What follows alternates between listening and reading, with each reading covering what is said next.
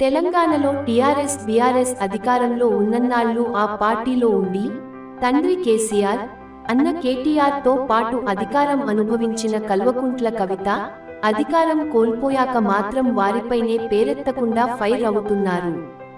ఇవాళ మరోసారి ఆసక్తికర కామెంట్స్ చేశారు. తనను రాజకీయంగా ఇబ్బంది పెడుతున్న వారిని ఉద్దేశించి కవిత ఈ వ్యాఖ్యలు చేసినట్లు తెలుస్తోంది. తనకు కూడా టైం వస్తుందని, తాను కూడా ఏదో ఒక రోజు సీఎం అవుతానని కల్వకుంట్ల కవిత ఇవాళ వ్యాఖ్యానించారు.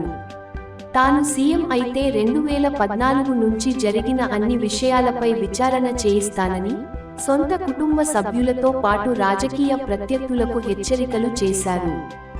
అలాగే తనపై ఆరోపణలు చేసిన వారికి లీగల్ నోటీసులు పంపుతానంటూ కవిత మరో హెచ్చరిక కూడా చేశారు. దీంతో కవిత వ్యాఖ్యలు తీవ్ర చర్చనీయాంశమవుతున్నాయి.